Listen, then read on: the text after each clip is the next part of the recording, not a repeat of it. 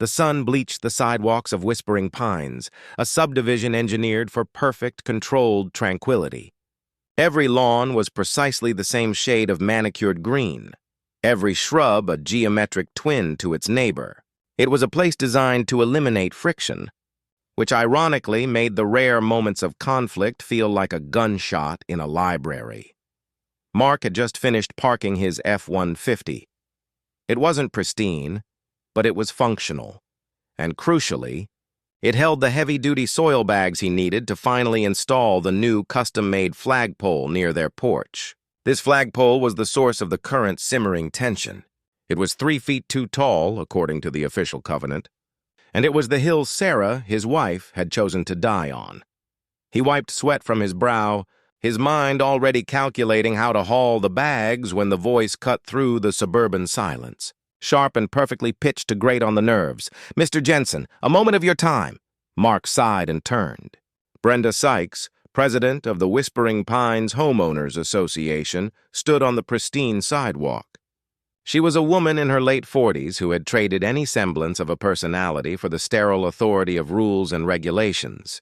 Today she wore a pristine white tennis outfit, radiating the kind of oppressive, self-appointed righteousness that often accompanies absolute, localized power. "Brenda," Mark greeted, trying to keep his tone level. "The flag is going up tomorrow, just so you know. I've read the guidelines. I filed the variance request. It's a formality, but I did it." Brenda didn't move. Her expression was a mask of practiced disappointment. "The variance was denied, Mark. Page 47, Section B, Paragraph 3. Maximum ornamental height, excluding primary dwelling, 6 feet. Your materials indicate an installation of 9 feet 3 inches. Non-compliance is immediate and subject to a $300 a day fine until rectified." Mark leaned against the fender, running a hand through his hair. "It's a flagpole, Brenda. It's for the flag. The dimensions are necessary to properly display the dimensions of the flag we intend to fly." He intentionally omitted that the flag was the massive, stylized black and gold United States Marine Corps banner, a point he knew would only fuel her fire. "We are not concerned with your personal symbolism, Mark. We are concerned with maintaining the aesthetic uniformity of Whispering Pines. We are not a military base, we are a luxury residential community. The fines commence at 9 a.m. tomorrow." She tapped a manicured finger against a clipboard she held, a prop of officialdom. Before Mark could argue about the pettiness of a 3-foot height difference, the front door of their house opened.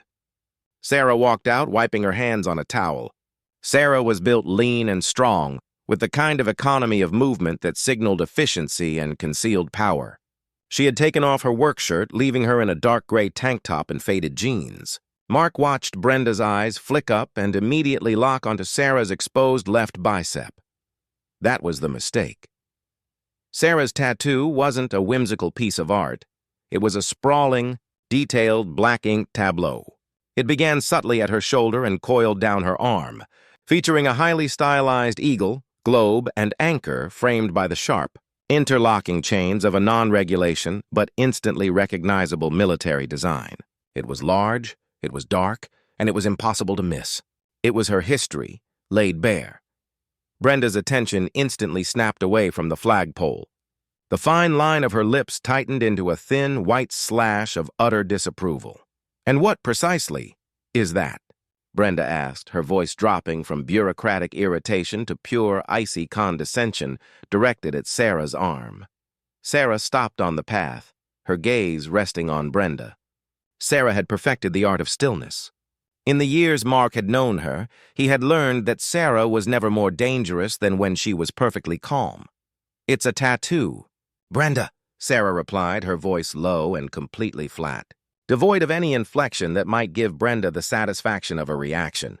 "Well, it's highly inappropriate," Brenda declared, dismissing the rulebook entirely to focus on a new, more personal offense. "We have certain standards for visible body modifications in this community. Page 91, Section G. Visible markings of offensive nature or excessive size deemed detrimental to community value must be covered or removed." Mark stepped forward, his protective instinct kicking in. "Hold on, Brenda. That is not what the rule says, and you know it. It's not offensive, and it's certainly not excessive. It's a permanent piece of art. Art that suggests gang affiliation or some sort of rough background, Brenda sniffed, casting a contemptuous glance at Sarah's powerful muscular arm. It ruins the entire curb appeal of the street. It's unsightly, frankly. I've seen enough of the younger residents trying to sneak in their little butterfly tattoos, but that, she gestured dismissively toward the marine design, that is a massive problem. It's aggressive. If you insist on living here, you will cover it at all times when outside the privacy of your home, or better yet, you can explore laser removal options, which the HOA would be happy to recommend. The temperature in the air seemed to drop 10 degrees. Sarah's eyes, the color of sea glass after a storm, narrowed slightly. She took one step off the porch and advanced slowly toward Brenda, a predator moving on soft ground. "Repeat that," Sarah said. It wasn't a question. It was a command, delivered with the cadence of a drill instructor who knew every consequence of disobedience. Brenda, fueled by her own sudden, unchecked power trip, felt a rush of adrenaline. She hadn't expected this silent woman to talk back. I said, "It is an aggressive, unsightly marking that diminishes the value of my property and this community. It must be covered or gone." She actually managed a small, superior smile. "We prefer our residents to present as refined." Sarah stopped directly in front of Brenda, only inches separated by the HOA president's clipboard. Sarah was taller, her posture immaculate and terrifyingly rigid. She didn't raise her voice, but every syllable she uttered was carved out of granite. "My name is Sarah Jensen," she began. Her eyes never left Brenda's. "That unsightly marking is a record of 10 years of service to the United States Marine Corps. It's non-regulation, because I earned it after my final deployment. A deployment that put me in 4 named conflicts, saved the lives of 12 men, and left a piece of shrapnel near my spine." Brenda's face went slightly pale, but her pride kept her from retreating. "I don't care about your hobbies, Mrs. Jensen. This is a residential matter, not a military parade ground." Sarah's lips curved into a very faint, utterly cold smile. It didn't reach her eyes. She slowly extended her arm, flexing her bicep just enough to make the coiled viper and the eagle, globe, and anchor shift and seem to move under the skin. "You called my ink aggressive, Brenda. You threatened me with fines for not conforming to your vision of refined. And you suggested I remove the scars of my service to appease your petty aesthetics. You just chose the wrong fight on the wrong street at the wrong time." Sarah then did something Mark had never seen her do in a public confrontation. She reached into the clipboard and, with a swift, powerful twist of her wrist, effortlessly snapped the plastic clipboard in half, dropping the 2 pieces and the scattered papers at Brenda's perfectly white tennis shoes. The sound was like a sharp crack of thunder. "You want to talk about consequences? Fine. You want to talk about diminishing value? I was just going to appeal your flagpole fine, Brenda. That's a nuisance lawsuit. But now you've attacked a decorated former servicewoman and attempted to impose fines on a mark of military service. Do you know what that's called in certain jurisdictions, Brenda? It's called harassment and, potentially, an attempt to restrict the free expression of a veteran. That's a much bigger problem than a 3-foot pole." Sarah paused, letting the raw, silent power of her stare settle on the now shaking HOA president. "You have until sundown tomorrow to personally deliver a written, notarized apology to my door detailing the immediate cessation of all fines and your resignation from the HOA board. Fail to do so, and I will not simply appeal. I will mobilize every veteran resource, every news outlet, and every legal aid foundation I know to make sure that the value you diminish in this community is strictly your own reputation." She leaned in, her voice a deadly whisper that carried more weight than any shout. "You think you own this street? I own the documents that can dissolve your authority. I suggest you get comfortable with the idea that your life is about to become non-compliant. With that," Sarah turned her back, the viper tattoo a final, coiled thread in the sunlight, and walked back into the house, leaving Brenda alone on the pristine sidewalk, staring dumbly at the 2 pieces of her shattered clipboard.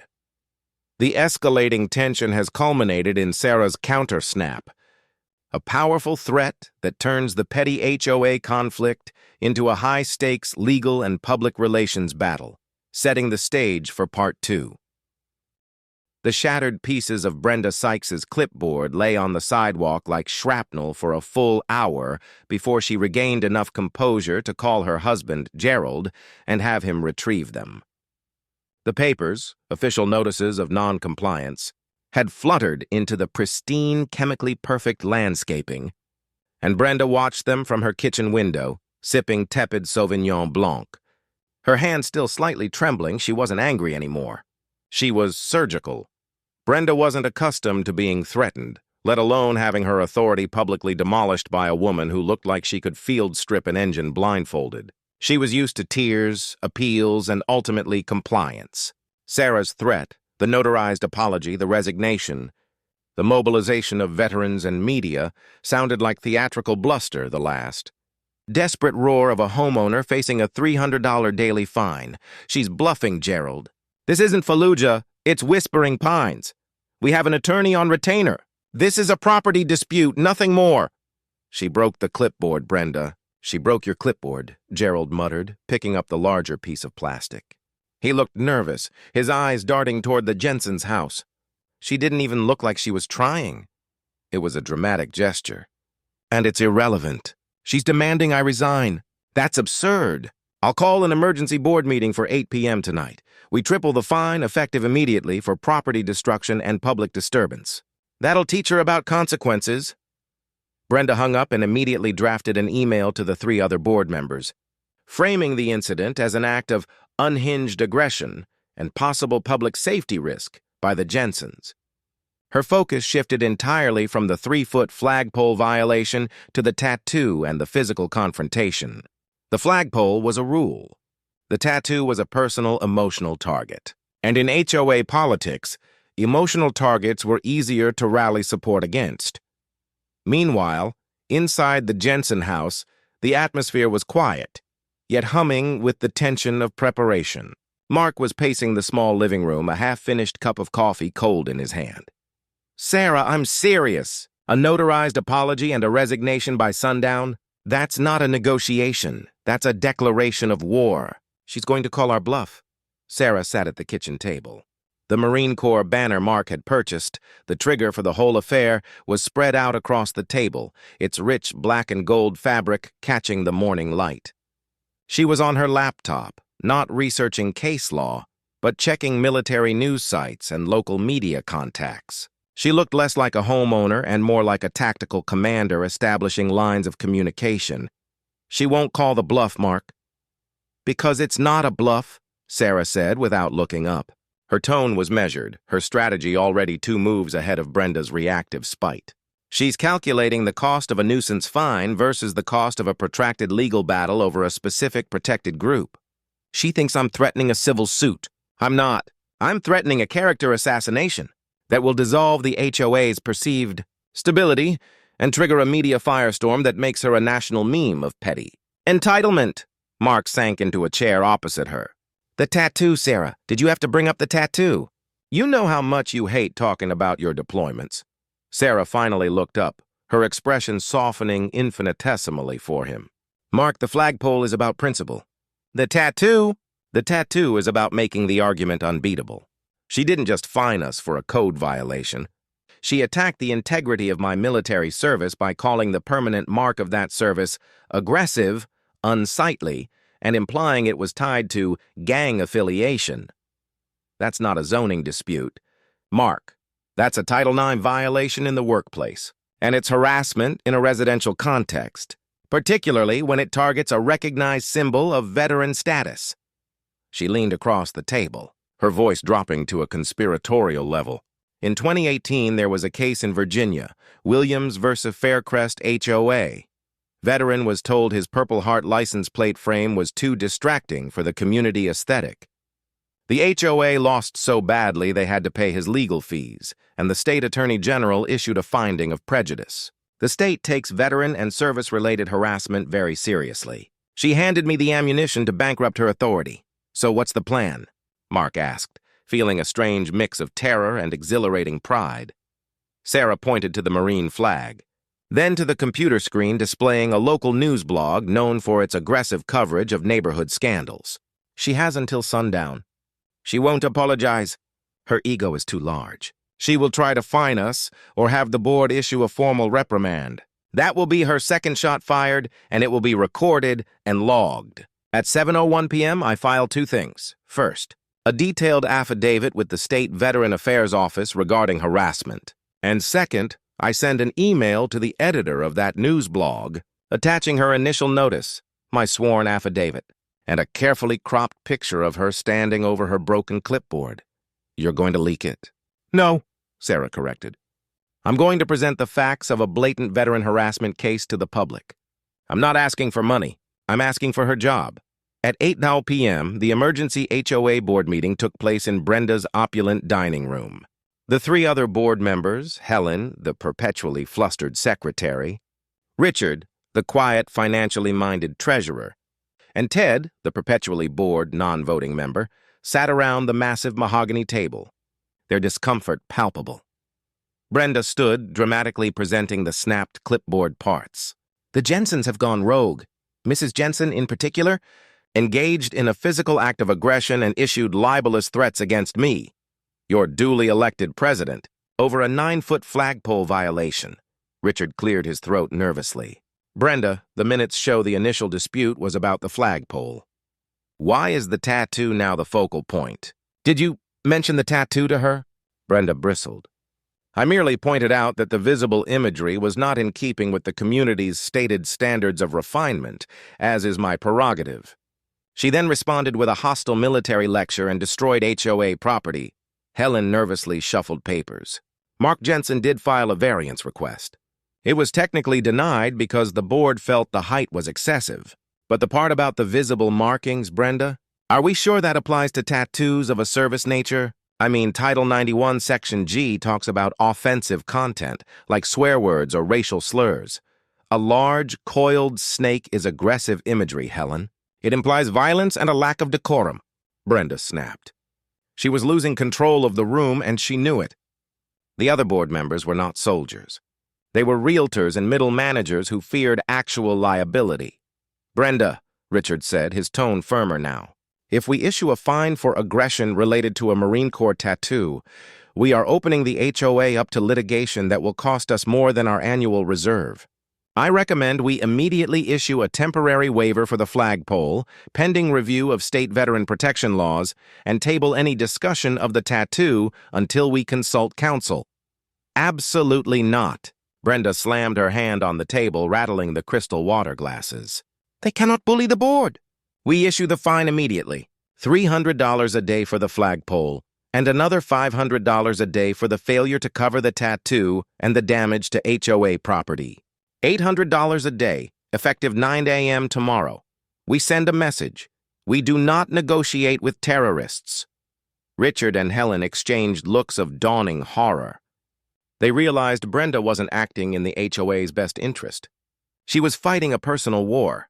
Brenda, I vote no on this escalated fine. It's fiscal suicide, Richard stated. Helen immediately followed suit, her voice a frightened squeak. No! Then you are both cowards, Brenda hissed. I am the president. I have the power to cast a tiebreaker, and I am invoking the Emergency Powers Clause for immediate action against civil disruption. The fine stands. Her decision was made, driven by ego and a blinding need for total victory.